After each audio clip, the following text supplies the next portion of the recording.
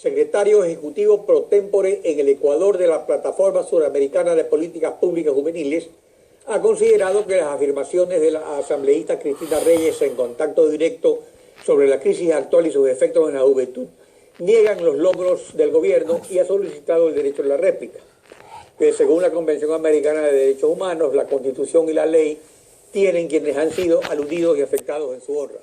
Este no es exactamente el caso, pero tratándose de un tema de actualidad, cuando el presidente Correa ha presentado un proyecto de ley urgente que propone el contrato juvenil de trabajo, está hoy aquí Santiago Morales en nuestros estudios. Buenos días, bienvenido a Contacto Directo. Muy buenos días a toda la ciudadanía que nos escucha en este momento a nivel nacional.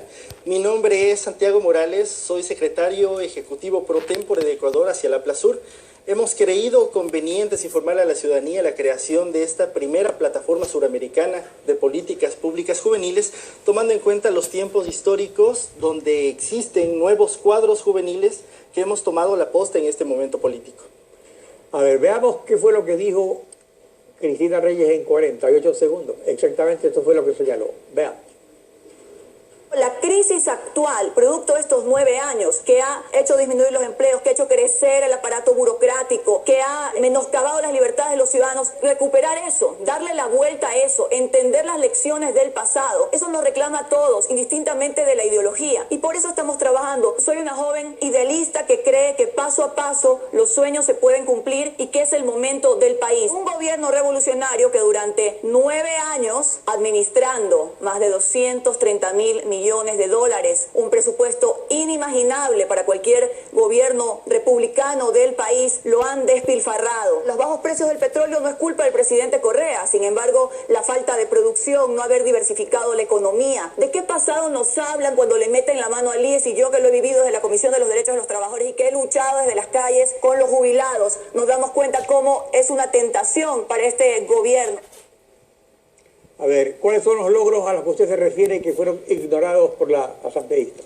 Bueno, primeramente tenemos que estar bien claros los presupuestos que se han manejado directamente desde los inicios del gobierno.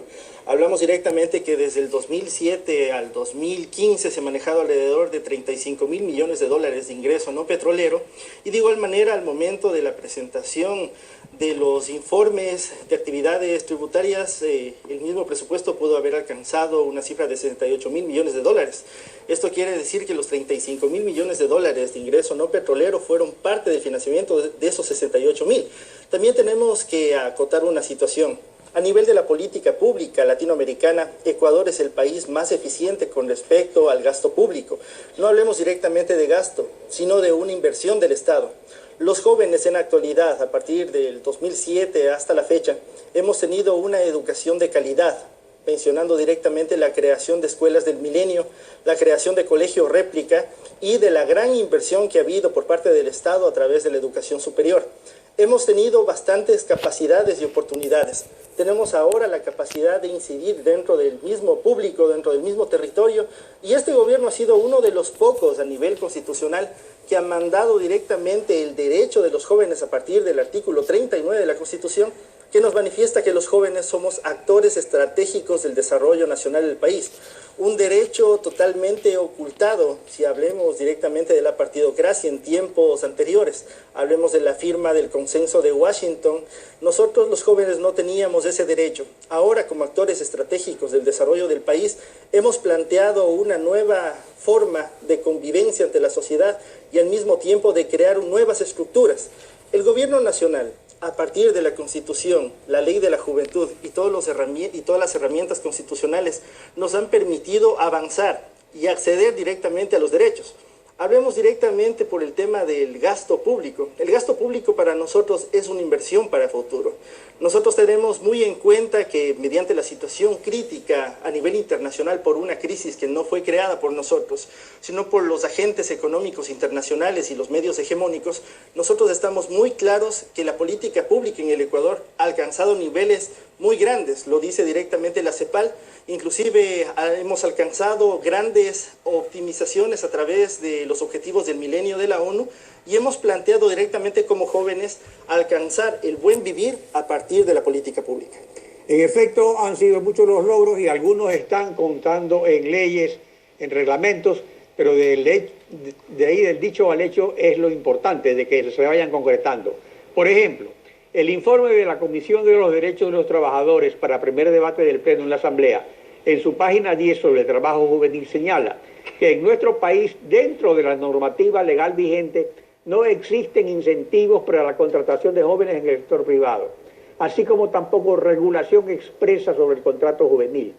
Y según el INE, 9 de cada 10 empleos son dados por el sector privado. O sea, ¿qué significa?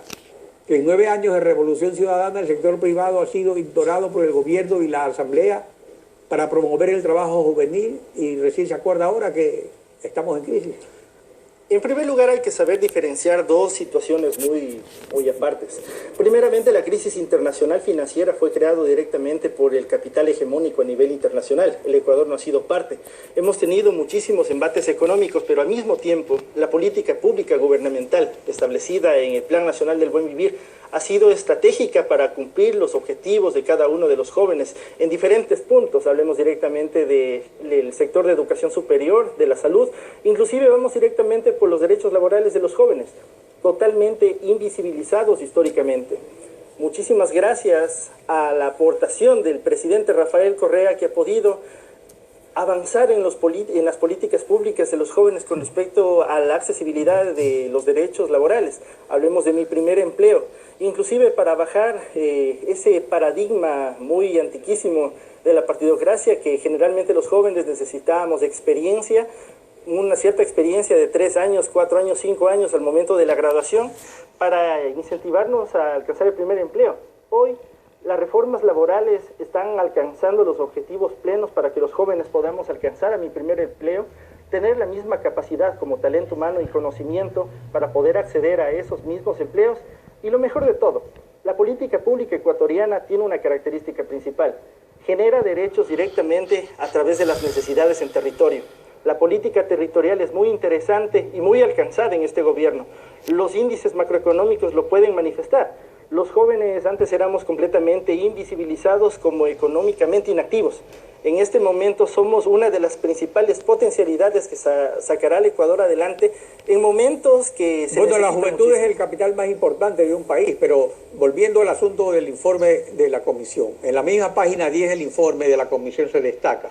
Dice, tal es el caso que en el Ecuador, a diciembre del 2015, existen 141.164 jóvenes desempleados entre 18 y 24 años de edad.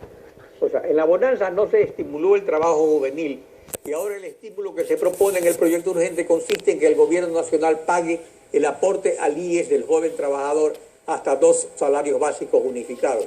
Una excelente intención. ¿Pero cree usted que ahora en la crisis va a ser esto posible? Yo creo que no estamos hablando de una crisis estructural. Eso ha sido el papel contrahegemónico que ha planteado siempre la oposición, pero no lo ha podido cómo sustentar. Estamos hablando que dentro de la misma economía social que estamos manejando en este momento, la inclusión de los derechos de los jóvenes hacia la sociedad es un papel muy fundamental.